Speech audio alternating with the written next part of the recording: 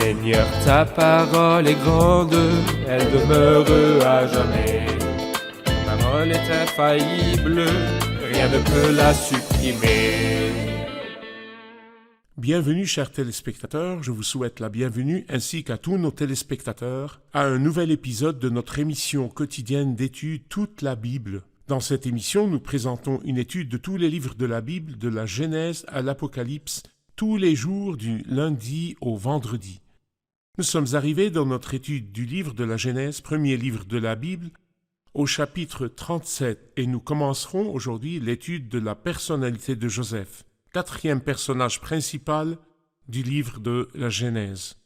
Permettez-moi tout d'abord d'accueillir notre invité, le serviteur du Seigneur, frère Youssef Riyad. Bienvenue, Merci, frère frère Youssef. Riyad. Nous souhaitons la bienvenue à nos invités aussi. Soyez les bienvenus. Frère Youssef, après avoir terminé dans l'épisode dernier au chapitre 36 l'étude de l'histoire d'Ésaü, la descendance d'Ésaü et la lignée d'Ésaü, nous avons appris qu'Ésaü est la semence de la descendance d'Édom qui sera par après l'ennemi du peuple de Dieu. Nous commençons aujourd'hui une nouvelle page avec un nouveau personnage et un nouveau chapitre, le chapitre 37. Que représente ce chapitre dans le livre de la Genèse? Le commencement de la personnalité de Joseph, la personnalité merveilleuse, pour deux raisons. Tout d'abord, la personnalité de Joseph est singulière à cause de sa chasteté et de sa sublimité morale. En fait, une personnalité merveilleuse. Il est un modèle très grand de pardon et de chasteté et de rejet du mal. Une excellente personnalité de ce côté spécifique. Mais il y a un autre côté.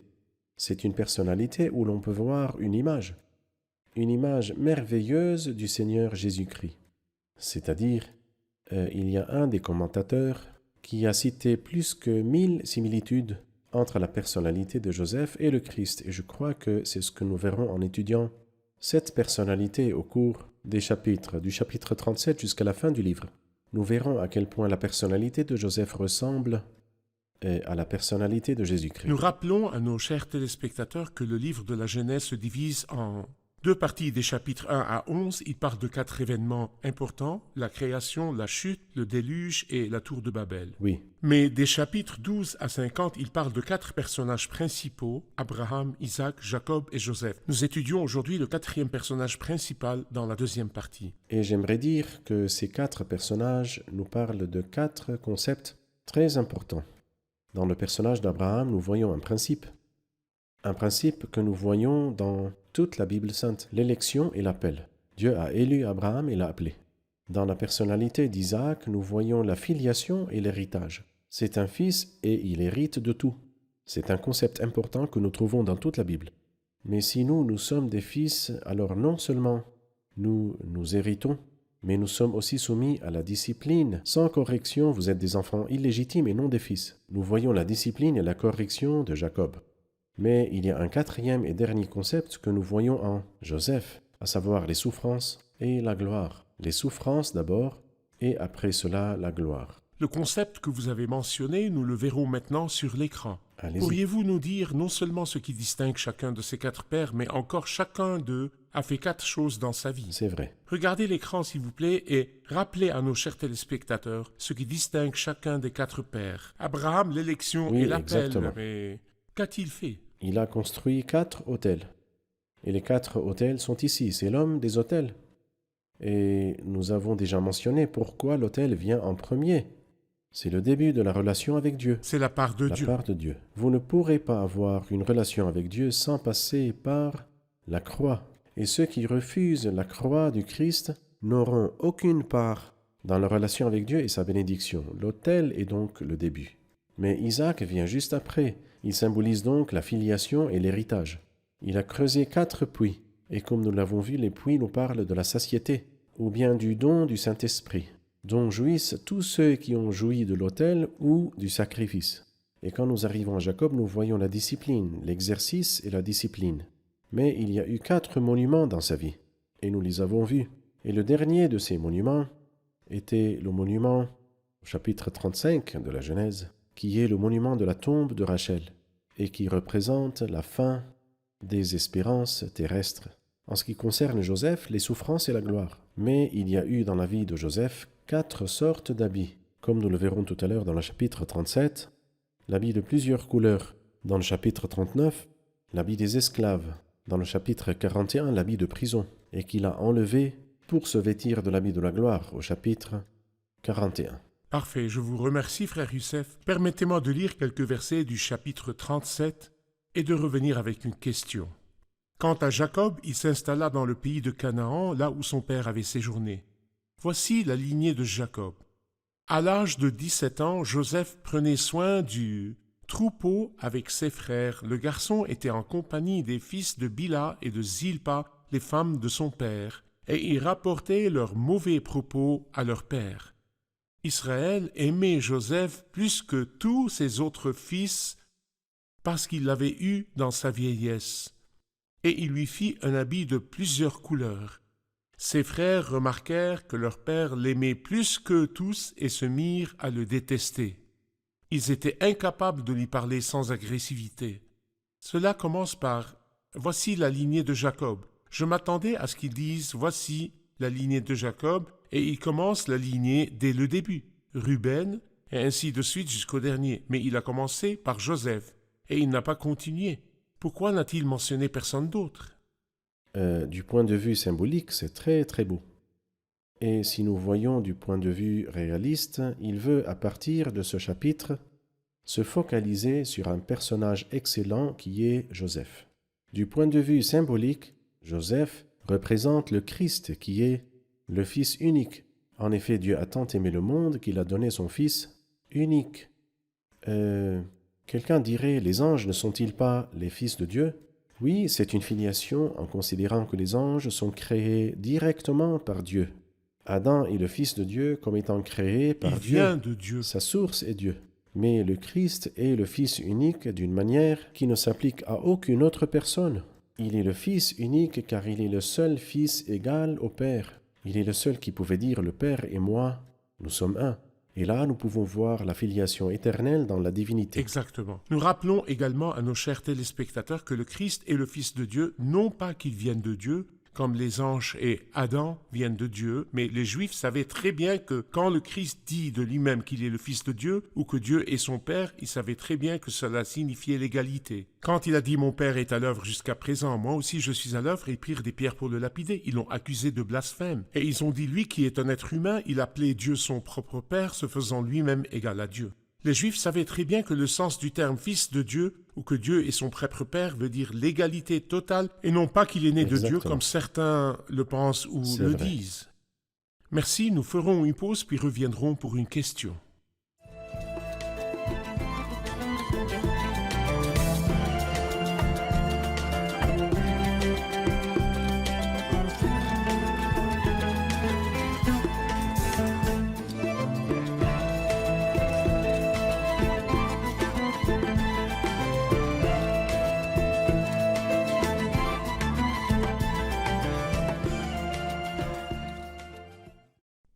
J'ai une question sur le verset 2, ou la dernière partie du verset 2.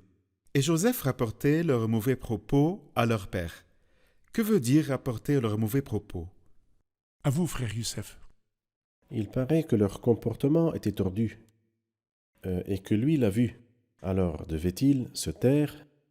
Évidemment, il était plus jeune qu'eux et il ne pouvait pas les corriger. Mais il a parlé à leur père afin que leur père prenne la charge de les corriger. Du point de vue symbolique, nous voyons que le Christ, par exemple, je lis 2 versets qui sont dans l'évangile de Jean, chapitre 3, verset 20, et dans Jean 7, verset 7. Dans Jean, chapitre 3, le verset 20, il nous dit ces paroles. « En effet, toute personne qui fait le mal déteste la lumière, et elle ne vient pas à la lumière pour éviter que ses actes soient dévoilés. La lumière condamne-t-elle ou crie-t-elle après celui qui pêche, ou bien dénonce-t-elle et dévoile-t-elle les actes des personnes qui se comportent mal? La lumière condamne parce qu'elle dénonce et dévoile. La lumière dévoile. La même idée, nous la trouvons dans Jean 7, dans le verset 7, qui nous dit ces paroles, « Le monde ne peut pas vous détester tandis que moi, il me déteste, parce que je témoigne à son sujet que sa manière d'agir est mauvaise. » Quand est-ce que le Christ a témoigné que la manière d'agir du monde est mauvaise? En fait, juste sa simple présence dans n'importe quel domaine suffisait pour dénoncer les actes des gens méchants, lorsqu'ils manifestaient des vertus que l'homme naturel était incapable de comprendre. Parfait. Nous pouvons donc dire que Joseph a dénoncé la corruption de ses frères devant son père, et cela aussi est une image de l'avenir. Quand le Christ est venu dans ce monde, il était la lumière C'est qui vrai. a dévoilé les actes des scribes et des pharisiens, et Oui, ils l'ont détesté. C'est vrai. Le Christ était donc détesté par ses frères, comme Joseph, nous le saurons plus tard, était détesté par ses Exact. frères. Je voudrais un commentaire sur les versets 1 à 5, sur l'amour de Jacob pour Joseph. Il aimait. Et il a exprimé son amour en lui faisant un habit de plusieurs couleurs pour le favoriser. Qui voyez-vous? Si vous voulez, en réalité, Joseph, d'abord, lui rappelait sa très chère bien-aimée. Et il était vraiment très beau. Mais pas seulement beau, car il y a tellement de gens qui sont beaux extérieurement, mais qui sont dépravés. Il était extrêmement noble. Nous verrons dans tous les chapitres sa noblesse et son excellence morale extraordinaire. C'est du point de vue réaliste, car Joseph lui rappelait son épouse bien-aimée et très chère à son cœur, décédée prématurément. Ensuite, ses merveilleuses qualités. Il était très aimable. Et du point de vue symbolique, il nous parle de celui dont on a dit plus d'une fois, celui-ci est mon fils bien-aimé qui a toute mon approbation. Donc, il dit par exemple dans Ésaïe 42, « Voici mon serviteur que j'ai choisi, mon bien-aimé, celui qui a mon approbation. » Alors, sous cet angle-là, Joseph est un beau symbole du bien-aimé qui a l'approbation de Dieu. Parfait. Il lui fit un habit de plusieurs couleurs. Oui, Que voyez-vous dans l'habit de plusieurs couleurs? en fait, l'habit était de plusieurs couleurs. Et nous savons que lorsque la lumière passe à travers un prisme, les 7 couleurs de l'arc-en-ciel apparaissent. C'est un habit de plusieurs couleurs, mais le Christ n'était pas vêtu d'un habit de plusieurs couleurs. Mais la Bible dit de lui qu'il s'enveloppe de lumière, comme d'un manteau.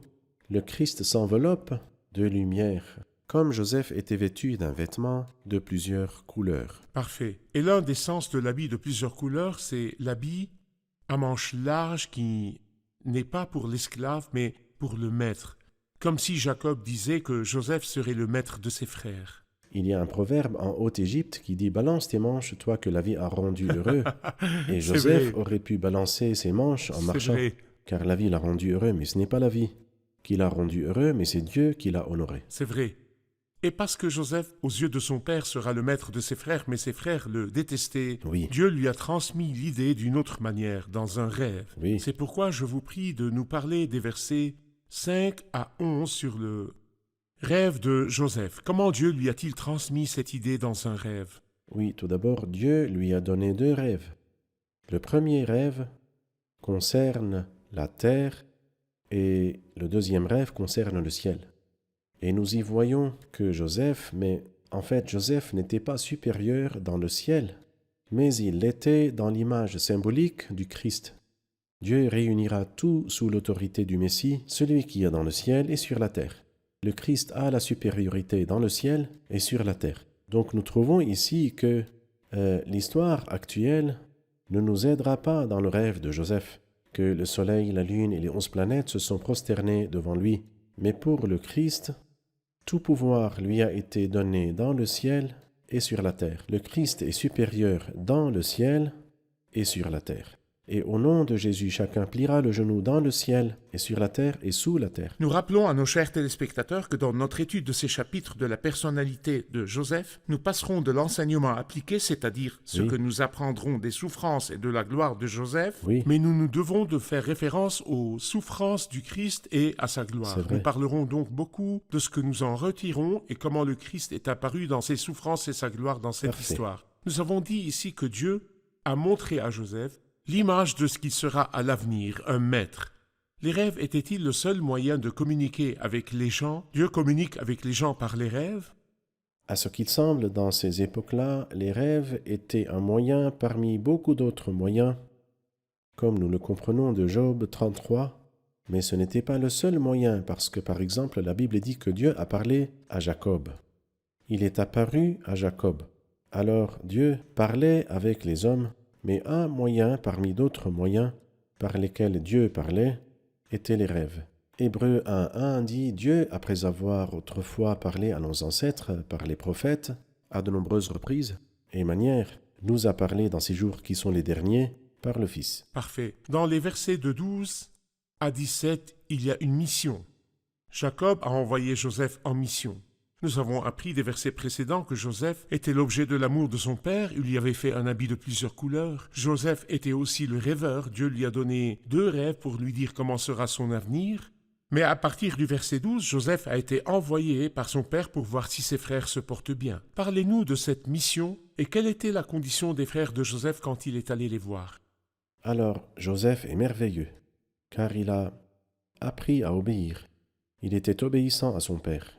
Quand son père lui a dit « Je veux t'envoyer vers eux », il aurait pu dire « Mais père, tu sais bien qu'ils me détestent et qu'ils me haïssent et qu'ils ne peuvent pas voir mon visage, qu'ils sont incapables de me parler sans agressivité, ils ne me parlent pas.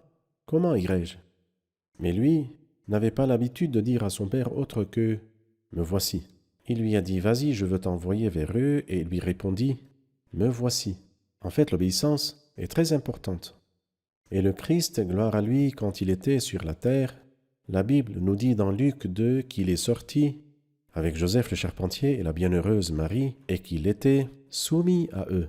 Honore ton père et ta mère afin de vivre longtemps sur la terre. Oui, C'est du point de vue pratique et moral, mais du point de vue symbolique que l'obéissance de notre Maître est merveilleuse.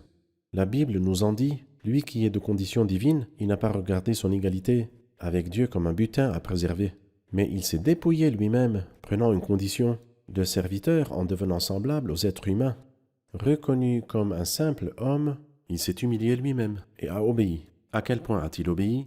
Il a obéi jusqu'à la mort, sur la croix. merci frère Youssef, nous ferons une pause et puis reviendrons pour une question.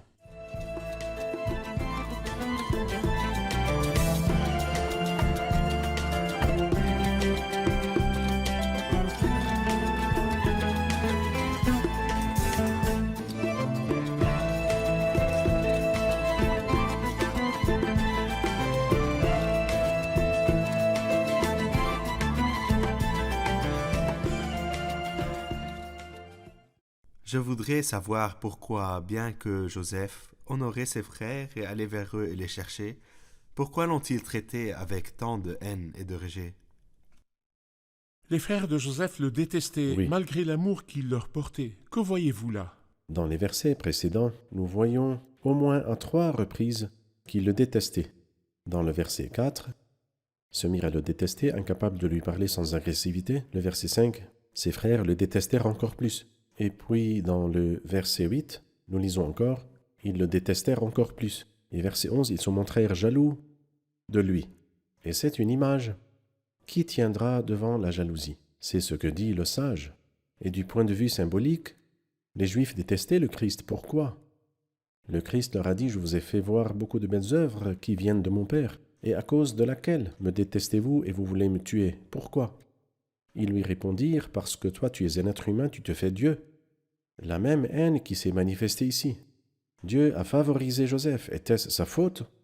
Dieu lui a donné des rêves, qu'il était différent et que tout le monde se prosternerait devant lui.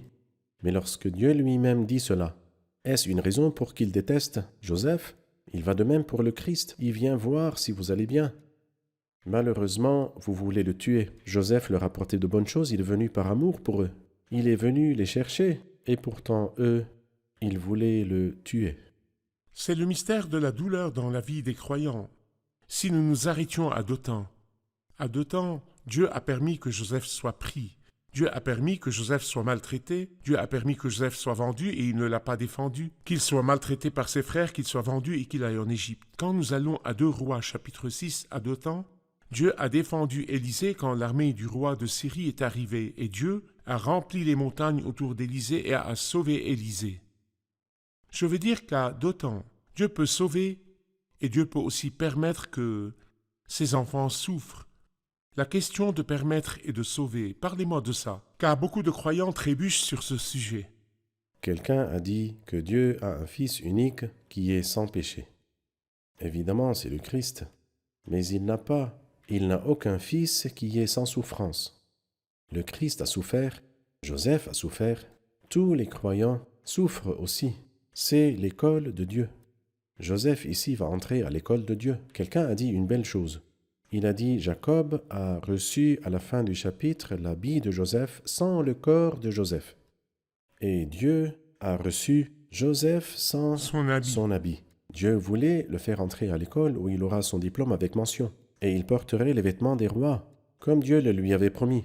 Mais il devait passer d'abord par les souffrances, avant la gloire. Et c'est notre voie, et nous ne devons pas trébucher. Le Seigneur nous a dit, vous aurez à souffrir dans le monde, donc notre chemin vers la gloire ne peut que passer par la souffrance. Parfait. L'attitude de Ruben face aux tentatives de ses frères de tuer Joseph. La Bible dit, Ruben entendit cela et il le délivra de leurs mains. Il dit, n'attentons pas à sa vie. Que voyez-vous dans la tentative de Ruben pour sauver Joseph? En fait, nous voyons dans cela un verset d'Ésaïe 53. Nous étions tous comme des brebis égarées. Chacun suivait sa propre voie. Cela signifie que nous ne faisons pas tous le même genre de mal. Chacun fait son propre mal, à sa propre manière. Nous avions déjà vu Ruben dans une image très triste au chapitre 35, lorsqu'il est monté sur le lit de son père. Quelle tragédie! Quelque chose d'extrêmement. Que pourrais-je dire? Je ne veux rien dire, mais je pense que le téléspectateur peut me dispenser de décrire ce comportement.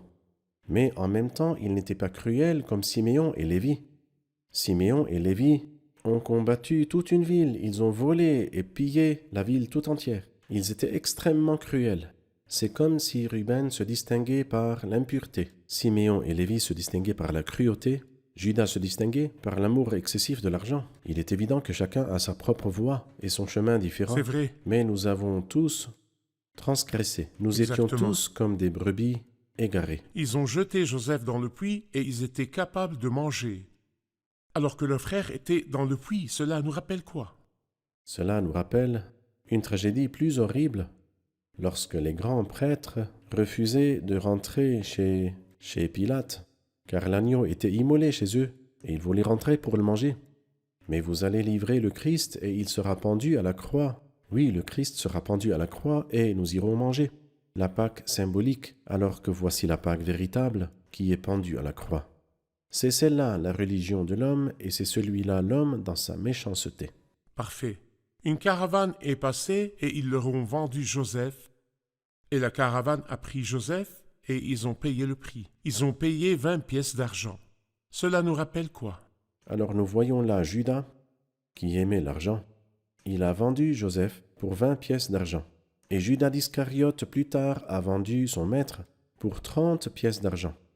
Mais il est évident là que quelque chose est arrivé à Joseph qui n'est pas cité ou mentionné ici. Mais nous en lirons par après.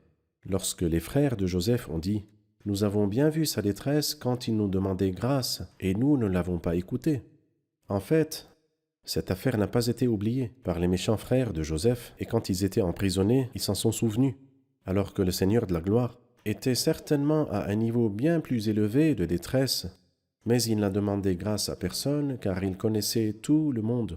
Et il a supplié son Père d'éloigner de lui cette coupe, mais il a dit que ce ne soit pas ma volonté qui se fasse, mais la tienne.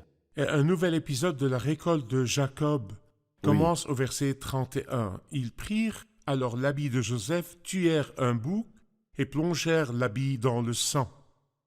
Ils envoyèrent l'habit de plusieurs couleurs à leur père avec ce message. Voici ce que nous avons trouvé. Reconnais donc si c'est l'habit de ton fils ou non. Jacob le reconnut et dit, c'est l'habit de mon fils. Une bête féroce l'a dévoré. Joseph a été mis en pièces.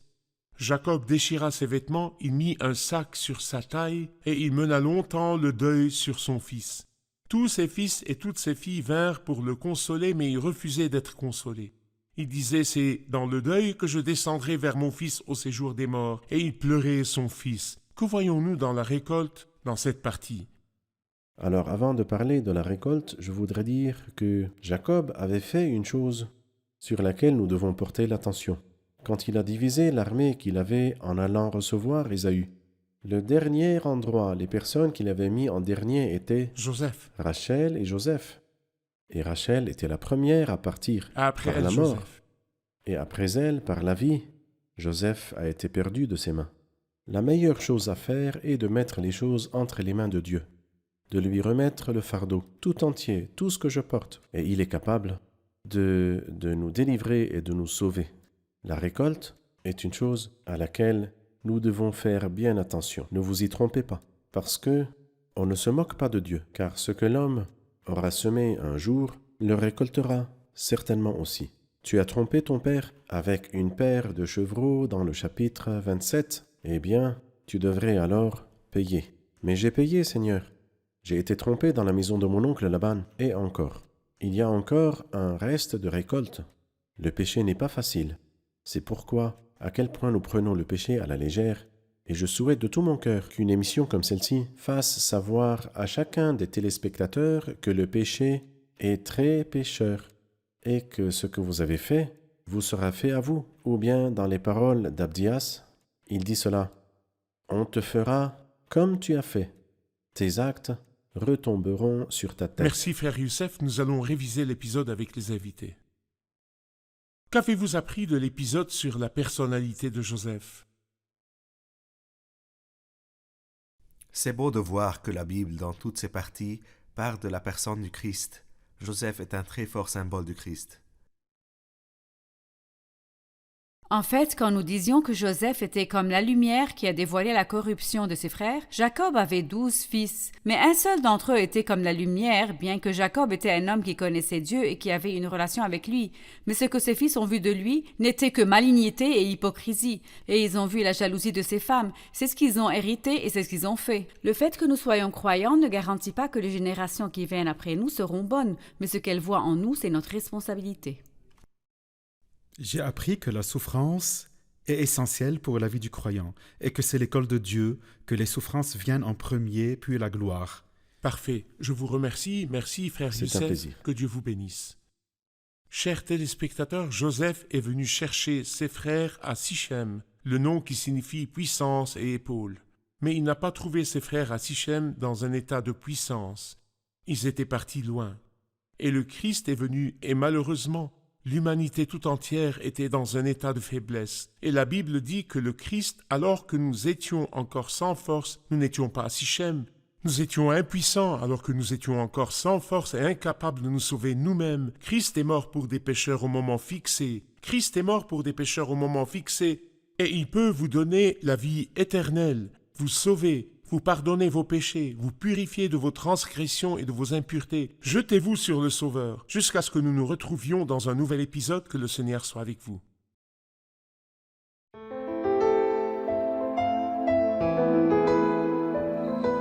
Seigneur, ta parole est grande, elle demeure à jamais. Ta parole est infaillible, rien ne peut la supprimer.